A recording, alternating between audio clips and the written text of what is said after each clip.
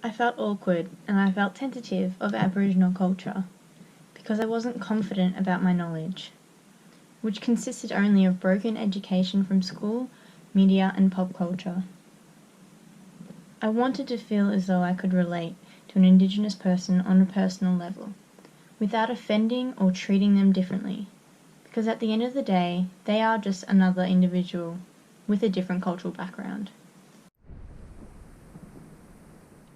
Sometimes throughout the classes I felt overwhelmed, hearing all the rules associated with Indigenous culture that are so foreign to mine. Don't ask questions in sacred places, don't mention or show deceased persons without permission, never photograph ceremonies.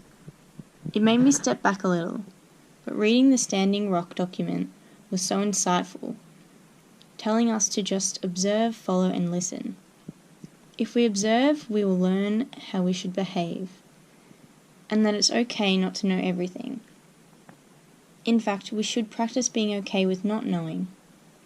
This made a lot of sense to me and helped me to relax into my learning. On this journey, I felt relieved to hear these comments about not feeling guilty. Coming from multiple Indigenous people and references, it was like getting approval to acknowledge it's there, but to also move forward. In the middle of our learnings, I started to feel like I was a tourist in my own country. It's a weird, displacing feeling, and quite embarrassing. I didn't know about this amazing culture, the oldest culture in the world. I felt so segregated and naive. This huge part of my country's history was a big blank hole with a couple of stereotypes and information taped in there. I was never big on learning about history. Dates never stuck in my head, so I dropped that subject as quickly as I could in school, which I thought was maybe why I didn't know so much about Aboriginal culture. But hearing of my classmates' confusions from what they had learnt in VCE to what they had learnt in this subject really made me question our education system. Why does so much of this involve relearning things that we were taught wrong? Hearing the term Victorian Aboriginal was something completely new to me, and learning of all the differences between the nation's traditions completely changed my perspective of Aboriginal culture. I felt so stupid for thinking of all of them as the same. But it also made my curiosity grow. What are the differences? If Victorian Aboriginals do it in this way, how would Tasmanian Aboriginals have done it? So many fascinating intricacies I hadn't even known existed.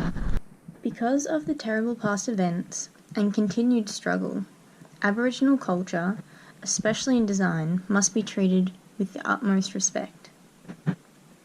This idea about designing with them, not for them, really excites me because that means a two-way conversation develops and mutual learning can occur. Hearing that the First Peoples exhibition got a design award mainly due to the process they went through really surprised me. Design is so commonly judged on the end product, but hearing that the process is so valued made me rethink my relationship with design and culture. Seeing the exhibitions cemented the fact that art and design really is a perfect way to educate people in an immersive way. Looking back 3 weeks, I had no idea what sovereignty meant. Fast forwarding to now, I can now safely say I've begun to understand it. I have started discovering my own sovereignty and the sovereignty of Indigenous peoples. My confidence on the subject has grown immensely.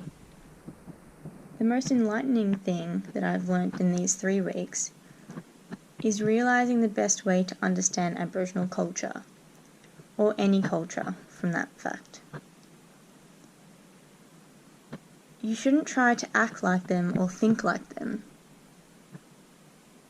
that won't help you understand.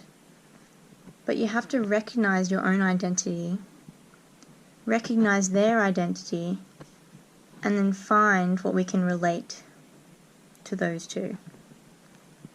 We need to reflect on ourselves to better understand others.